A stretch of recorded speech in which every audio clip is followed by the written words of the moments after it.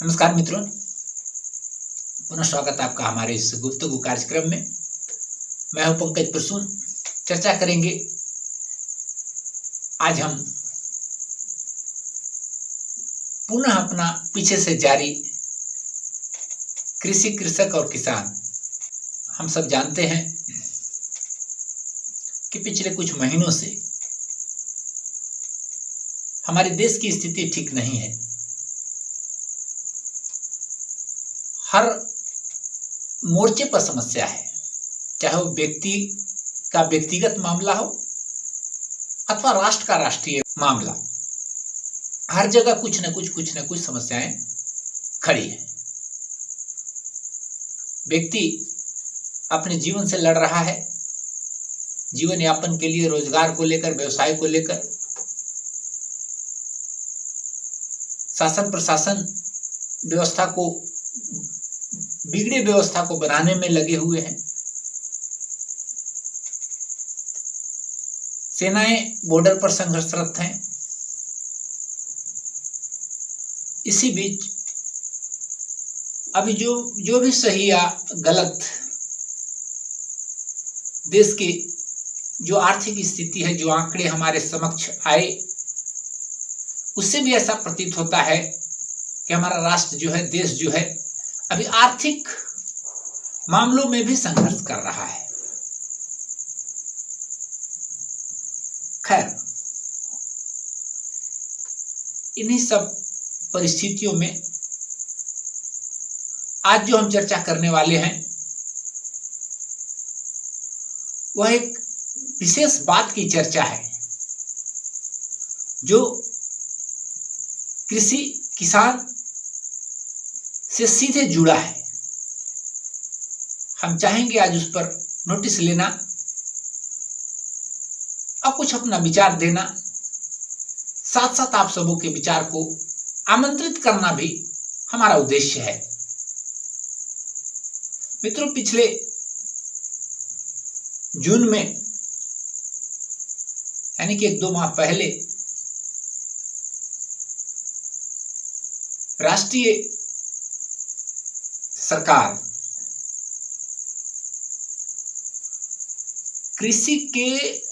कृषकों के हित के नाम पर, यानी उनकी अच्छाइयों के नाम पर, उनके बेहतरी के नाम पर, हमारे एक बहुत पुराने कानून में परिवर्तन लाए और साथ ही साथ अमेंडमेंट के जरिए 2 नए कानून भी बनाए गए। अब तक तो संभवतः या शायद हो ही गया है। उन कानूनों पर हमारे महामहिम राष्ट्रपति का भी सिग्नेचर संभवतः हो चुका होगा। तो आज हम, चूंकि वह कृषि से जुड़ा मामला है, किसी भी मीडिया में या बहुत टेलीविजन पर इस विषय को बहुत अधिक महत्ता नहीं मिल पाता है, जगह नहीं मिल पाता है। ऐसे विषयों को, खासकर किसी किसान से जुड़े मामलों, जैसा हम पहले भी प्रॉमिस किए हैं कि हमने भी जो एक अपने स्तर से, छोटे स्तर से एक न्यूज चैनल की शुरुआत की है, जनसंवाद न्यूज, तो उसमें हमारा वादा है, हम लोग कमिटेड हैं कि हम किसानों की बात को प्रमुखता के साथ इस चैनल पर रखेंगे। तो ये जो कानून पिछले 5 जून को लाया गया है, इसके बारे में, कानून को जानने से पहले परिस्थिति को जानना महत्वपूर्ण है और उसे समझना बहुत आवश्यक है कि अभी जब देश में इतने मोर्चे पर कार्य हो रहा था, तो इस अफरा तफरी के माहौल में एक कृषि से संबंधित कानून क्यों लाया गया? वो भी न संसद अभी चल रहा है, न लोग अपना जीवन बचाने के छोड़ करके कहीं दूसरे जगह उनका ध्यान है। तो इस तरीका से अचानक कानून बना देना बगैर किसी नोटिस के, हमारे समझ से यह किसी भी देश और राष्ट्र के हित की बात नहीं है। यह लोकतंत्र है और लोकतंत्र में पक्ष विपक्ष, पद, व्यक्ति, हर कोई महत्वपूर्ण है। तो अब्सेंट में, सभी चीजों के अब्सेंट में, अनुपस्थिति में कसम कानून बना दिए अपनी मर्जी से। अब वह कानून का क्या असर होगा उसका दूरगामी, यह तो भविष्य के गर्भ में छिपा है, परंतु जो स्पेशलिस्ट उस पर विचार दे रहे हैं, हमने भी कुछ स्टडी करने की कोशिश की, कुछ जो समझा उन्हीं चीजों की चर्चा आपके साथ करूंगा और साथ साथ आमंत्रित भी करूंगा कि आप भी इसे पढ़िए, आप भी इसे समझिए। देखिए, मैं बार बार एक चीज कहता हूं और पुनः मैं दोहरा रहा हूं इस बात को कि शहर में रहने वाले बड़े लोग या शहर में नौकरी पेशा करने वाले लोग, रहने वाले लोग, और गांव में बसने वाले किसान, ये दोनों के बीच में एक सोची समझी साजिश के तहत एक गैप पैदा कर दिया गया है। उन्हें लगता है कि आप, अरे वो गांव के किसान की न बात है, हमको तो यहाँ बाजार से खरीदना है किलो 2 किलो और खाना है। जी नहीं, ये प्रभावित होगा। अगर यह सेक्टर प्रभावित होगा तो आप बिना प्रभावित हुए नहीं रह सकते हैं, क्योंकि दोनों का एक अनुन्याश्रय संबंध है। हम उत्पादक हैं, गांव के लोग उत्पादन करते हैं और आप उसका उपभोग करते हैं। तो उत्पादन अगर इफेक्टेड होगा तो उपभोक्ता भी निश्चित तौर पर इसका असर उनके ऊपर भी पड़ेगा। चलिए, बात को लंबी नहीं ले जाते हुए हम सीधे सीधे उन कानूनों पर आते हैं और कुछ कुछ अपने समझ के अनुसार मैं चर्चा करता हूं। बाकी तो मैं कह ही दिया कि मैं आपको भी आमंत्रित करता हूं, आगे इस पर हम लोग और बहस करेंगे, क्योंकि ये विषय बहुत छोटा नहीं है। ये बहुत बड़ी बात है जो देश में परिवर्तन लाया गया है, खासकर किसानों के लिए। तो यह छोटी बात नहीं रहेगी, यह बात आगे बढ़ेगी। भले अभी लॉकडाउन की परिस्थिति में लोग चीजों को ठीक से समझ नहीं पा रहे हैं, जान नहीं पा रहे हैं, इकट्ठे नहीं हो पा रहे हैं, तो ये कानून बन तो गया, लेकिन इस पर विचार जरूर होगा इस देश में, हम में जैसा लग रहा है। देखिए, पहला जो कानून है जिसमें परिवर्तन किया गया, ये बहुत पुराना कानून है और उसमें परिवर्तन कर दिया गया है। उस कानून को हम लोग कहते थे आवश्यक वस्तु अधिनियम एक्ट। इसमें क्या होता था, कुछ ऐसे जरूरी चीजें जो इस अधिनियम के अंतर्गत में आते हैं, उनको आप बहुत अधिक स्टॉक नहीं कर सकते हैं, उनका आप ब्लैक मार्केटिंग नहीं कर सकते हैं, उन चीजों को आप लंबे समय तक संग्रह नहीं कर सकते हैं और बहुत बड़ा संग्रहण नहीं कर सकते हैं। तो ये बहुत आवश्यक वस्तु हैं जिनका ट्रांजैक्शन और फ्लो जो है वो चलते रहना चाहिए। वो इस अधिनियम के अंदर, इसके अंदर में आने वाले जितने भी अनाज या एग्रीकल्चर प्रोडक्ट है, वो सब इस अधिनियम के अंदर में बंधे हुए थे। अभी सरकार ने इसमें कुछ परिवर्तन लाया है, डिटेल तो नहीं है अभी हम समझ पाए, लेकिन इतना जरूर, इसमें से कुछ प्रोडक्ट्स को बाहर कर दिया गया है, जैसे प्याज, आलू, तिलहन, तेल, ये जो सभी चीजें हैं इनको इस अधिनियम से बाहर कर दिया गया है। अब हम लोग को ज्यादा समझने की आवश्यकता नहीं है। देखिए, हम जो छोटे छोटे किसान हैं, इनके पास आलू, प्याज ऐसे चीजों को रखने की के लिए कोई उपयुक्त जगह होता नहीं है, तो हम तो औने पौने दाम पर बेच ही देते हैं। हम पहले से बेचते आ रहे हैं और पहले से ही हम घाटे का सौदा होते आए हैं उन व्यवसायियों के, उन बिचौलियों के कारण जो बीच में हैं। मैं इसलिए कह रहा हूं कि यदि सरकार चाहती तो इसकी व्यवस्था दे सकती थी। तो सरकार किसानों को इनके रख रखाव की व्यवस्था न देने के इच्छा से या उस जिम्मेवारी से भागने से बेहतर है कि इसको ओपन मार्केट में डाल दिया, उस कम्युनिटी एक्ट के से बाहर अब इसको कर दिया। क्या होगा, वो जो बिचौलिए, जो व्यवसायी वर्ग, बड़े बड़े लोग जो हैं, उसको बड़ा मुक्त होकर के इसको खरीदेंगे और जितना चाहेंगे उतना खरीदेंगे और जितना चाहेंगे उतना स्टॉक रखेंगे और जितना दिन तक रखना होगा वो रखेंगे। वो तब तक रखेंगे जब तक कि बाजार में डुप्लीकेट क्राइसिस पैदा नहीं हो जाए। जिस दिन लगने लगेगा कि एकदम मतलब प्राकृतिक नहीं, क्रिएट किया हुआ क्राइसिस पैदा करके और उसको तब वो वही वस्तु जो बहुत औने पौने दामों में किसानों से खरीदी गई थी, जिस समय उसका उत्पादन हो रहा था, अब उसको अपनी मर्जी से ऊंचे दामों में बेचेंगे। पुनः हम ही को उसको खरीदना पड़ेगा, क्योंकि जिस दिन उत्पादन हुआ उस दिन तो रखने के लिए मेरे पास साधन है नहीं। तो अब हम ही उसको बेचेंगे कम दाम में और पुनः उसी से दोगुना और तेगुना दाम में खरीदेंगे। और अब वो बेफिक्र होकर के इस काम को करेंगे। पहले वो ऐसा बेफिक्र होकर के नहीं करते थे, उनको डर होता था कि इसमें जमाखोरी में हम फंस सकते हैं, हम कालाबाजारी में फंस सकते हैं। तो लेकिन अब वो डर को चूंकि कमोडिटी एक्ट के तहत से उन वस्तुओं को बाहर निकाल दिया गया, तो अब वो फ्री होकर के उसका स्टॉक कर सकते हैं और उसको ज्यादा दाम पर बेच सकते हैं। तो ये इसमें एक परिवर्तन जो है लाया गया है, जो हम समझे। दूसरा कानून बनाया गया है, तीसरा भी कानून नया बनाया गया है।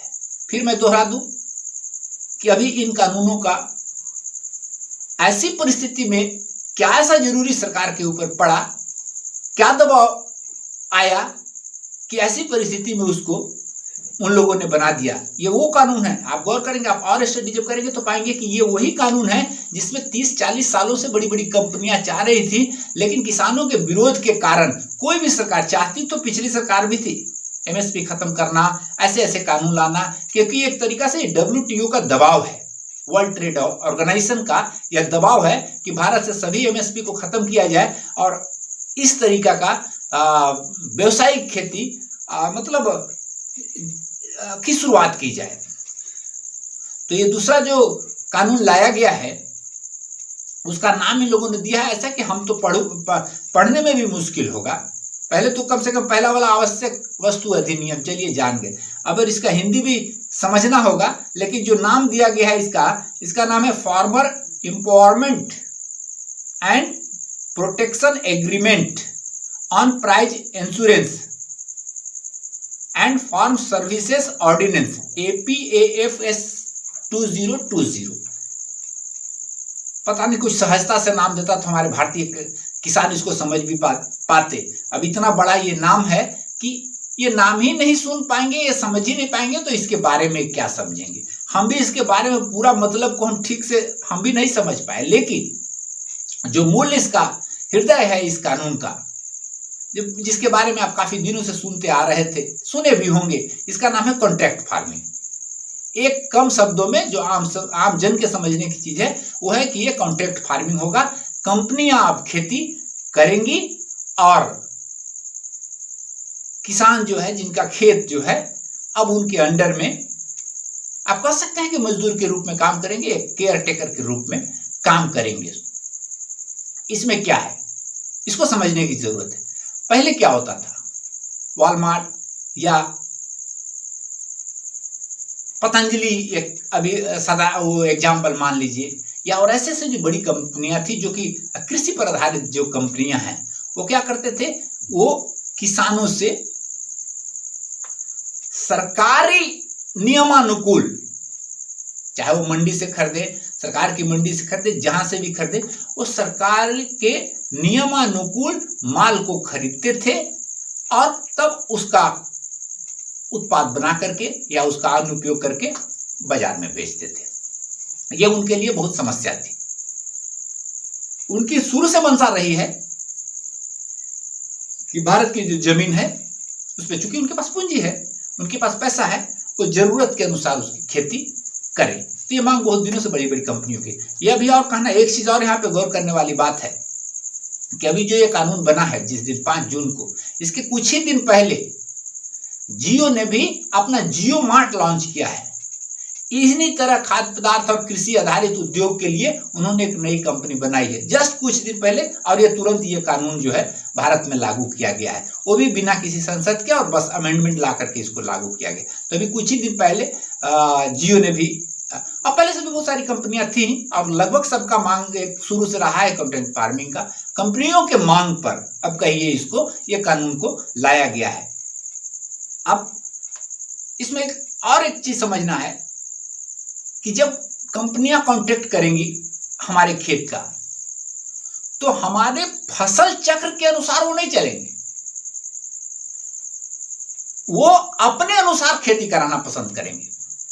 वो हमारे अनुसार नहीं खेती कराना पसंद करेंगे। दूसरी बात है,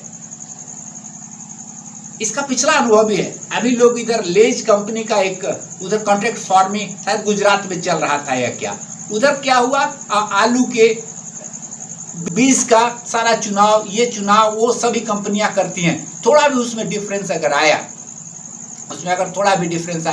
तो नतीजा ये होगा कि आपका माल रिजेक्ट कर दिया जाएगा। अंतिम में भी केवल प्राइस का एग्रीमेंट होगा, लेने का एग्रीमेंट होगा, लेकिन इतना टेढ़ा कंडीशन उसके अंदर में रहेगा कि वो सारे कंडीशंस कंपनियां अपने अनुसार तय करेंगी, आम किसानों के अनुसार नहीं। तो कॉन्ट्रैक्ट फार्मिंग शायद बेहतर हो सकता है, लेकिन यदि उसको किसान हित में बनाया जाए तब। आप कहिएगा कि आप कैसे कर रहे हैं कि यह किसान हित में नहीं है? तो छोटी छोटी बातों से हम लोग समझ सकते हैं। इसके अंदर में एक कानून बनाया गया है, उसी से हमको शंका हो गया कि यह किसान हित में नहीं होकर के यह कॉन्ट्रैक्ट फार्मिंग का जो कानून बना है वह उद्योगपतियों और उन व्यवसायियों के हित में बनाया गया है। क्यों? देखिए, कॉन्ट्रैक्ट फार्मिंग लेस वाला तो मामला फेल हुआ ही, लेकिन एक आप देखेंगे कि बहुत आप सुनते होंगे गन्ना किसान।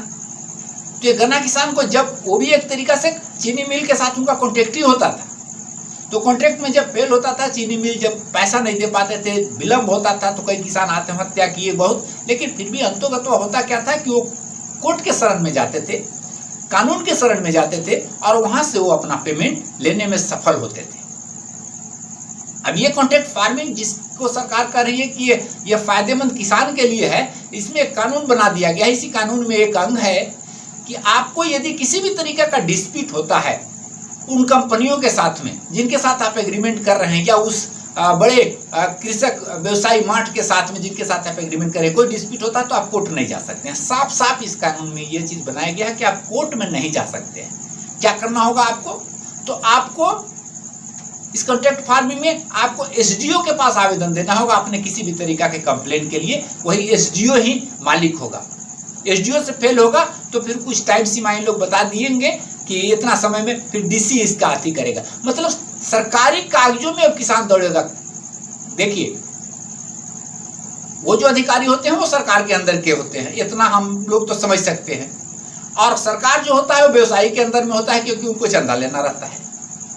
तो अच्छा, कोर्ट कुछ जरूर फ्री था, कोर्ट थोड़ा स्वतंत्र निर्णय ले पाने में सक्षम होता था, इसीलिए किसानों के फेवर में कुछ परिणाम आ जाते थे। अब उसको भी लोगों ने क्लोज कर दिया, हाथ पैर बांध दिया कि नहीं कोर्ट में अब आपको नहीं जाना है। अगर आपको कंपनी कॉन्ट्रैक्ट, आपको ये कानून आ गया कि आपको कॉन्ट्रैक्ट पर खेती करना है, आप ऐसे ऐसे ये रहेंगे, उनके कंडीशन पे खेती होगा, वो बहुत सारी चीजें उनके फेवर में होंगी, और साथ साथ अंत में कोई डिस्प्यूट होता है, माल आपका नहीं खरीदे, वो रिजेक्ट कर दिए, कुछ दोष निकाल दिए, या पैसा देने में विलम्ब कर दिए, तो ऐसी परिस्थिति में आप कोर्ट नहीं जा सकते हैं। आपको क्या करना होगा? आप बस एसडीओ के पास जाइए, अब फाइल सरकारी घोड़ा आप दौड़ना शुरू करेगा, फाइल यहाँ से वहाँ, वहाँ से वहाँ, वहाँ से वहाँ, कहीं कोई परिणाम इन चीज़ों का आता नहीं है। हमारा इस सालों का बहुत अनुभव है। समान आदमी के लिए उन फाइलों से गुजार करके अपना काम करा लेना बड़ा मुश्किल भरा कार्य है। तो ये इस कानूनी कॉन्ट्रैक्ट फार्मिंग का एक हुआ। तो इस बात से साधारण मनुष्य भी अनुमान लगा सकता है कि आखिर आप कोर्ट जाने से क्यों मना कर दिए, अधिकारी के पचड़े में क्यों डाल दिए। यानी कि आपका फेवर जो है वो कहीं ना कहीं व्यवसायियों के साथ है, वो किसानों के साथ फेवर नहीं है। इसलिए ये कानून का सारा मर्म जो है वो व्यवसायी के फेवर में बनाया गया है, न कि वो किसान के फेवर में। तो कोई व्यक्ति ये तर्क देता है कि नहीं कॉन्ट्रैक्ट फार्मिंग बहुत लाभप्रद हो सकता है किसान लोगों के लिए, तो कॉन्ट्रैक्ट फार्मिंग लाभप्रद हो सकता है, ठीक है, कुछ कुछ सहयोग किसानों को मिल सकता है, उससे मोटी पूंजी भी मिल सकती है, लेकिन अंतोगत्वा ये जो इसका जो मोटो है वो मोटो बड़ी कंपनियों को लाभ देने वाला है, उनके फेवर में ये बनाया गया है। तो ये था दूसरा कानून। आप और थोड़ा इस पर स्टडी करके देखेंगे।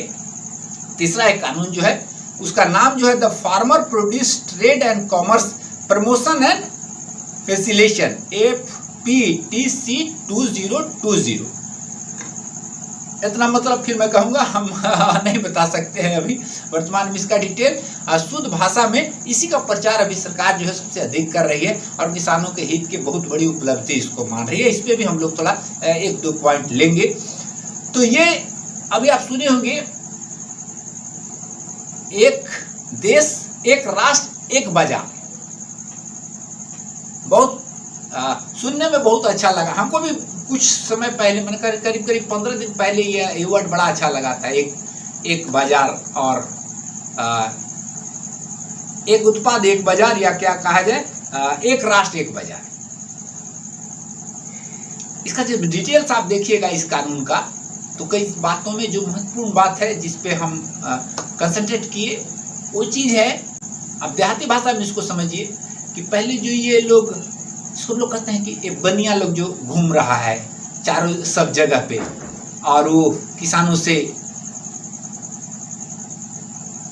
जो हमारा एमएसपी है, जो न्यूनतम समर्थन मूल्य सरकार के द्वारा दिया जाता है, उससे कई गुना कम दाम पर ये लोगों से माल जो है सो खरीदते हैं।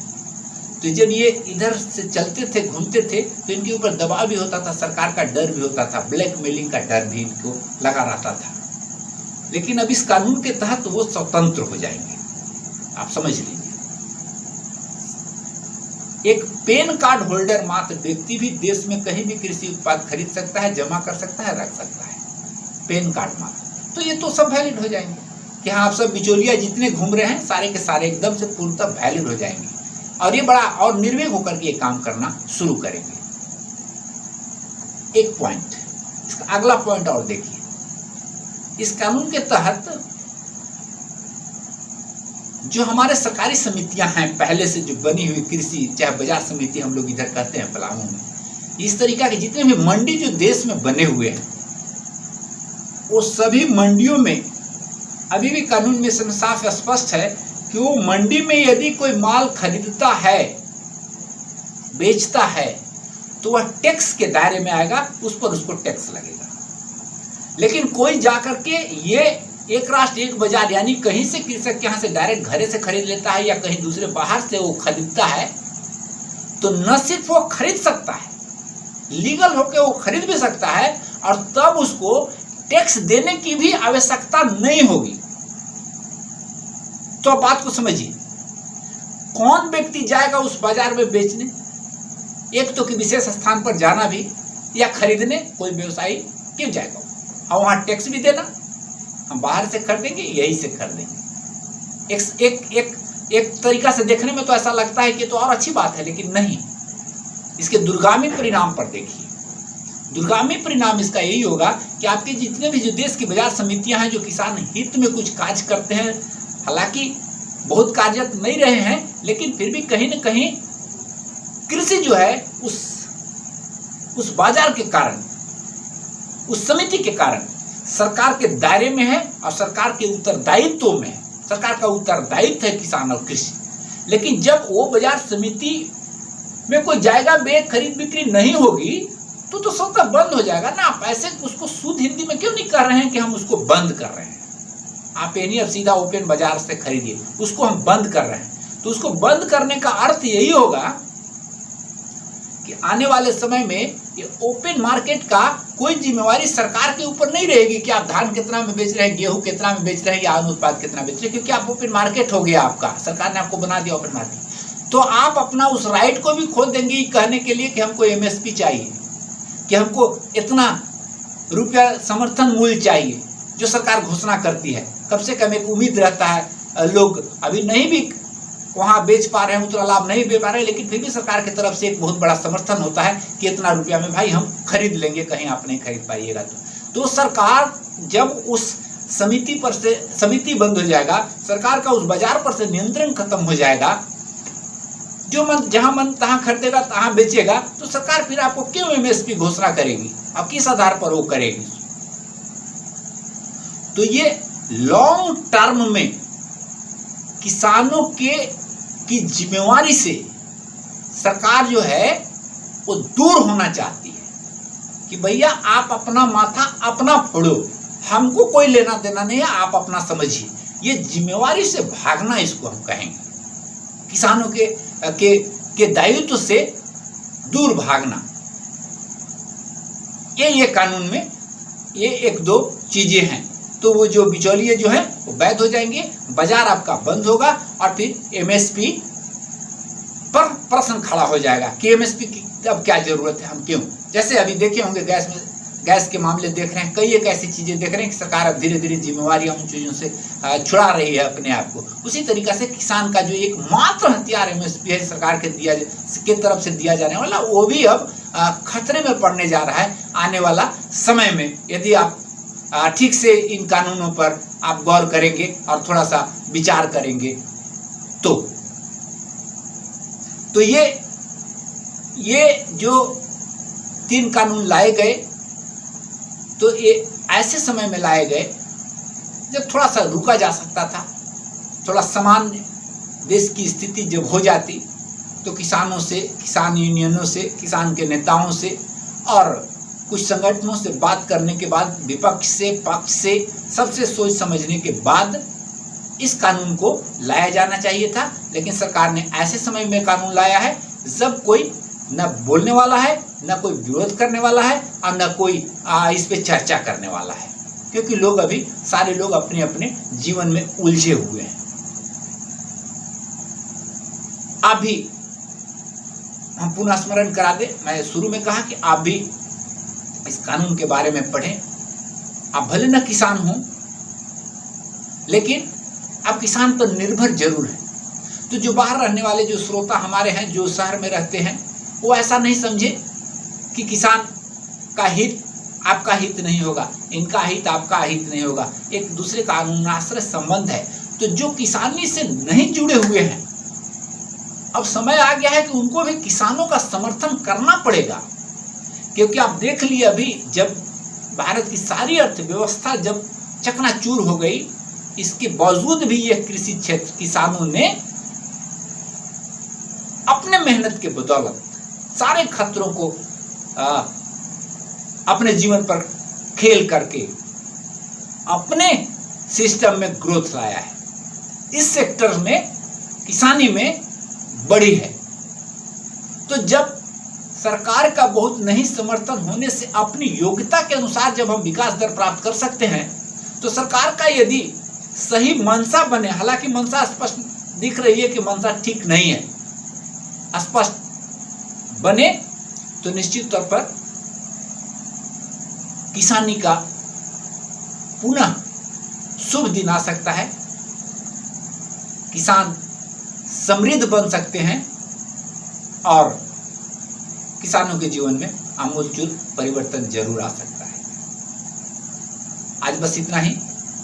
हम फिर मिलेंगे अपने अगले वीडियो में किसी नए विषय पर, नई चर्चा में भाग लेने के लिए। यह विषय बहुत बड़ा है, लेकिन फिर भी हम इस पर फिर आएंगे, इस पर हम पुनः चर्चा करेंगे और अपने एक आध अच्छे अनुभवी व्यक्ति को भी बुलाएंगे और इसके इन कानूनों के ऊपर हम बहस करेंगे। और यदि किसान हित में यह नहीं है तो हम लोगों तक इस बात को पहुंचाने का भी कार्य करेंगे। नमस्कार, सबका दिन मंगलमय।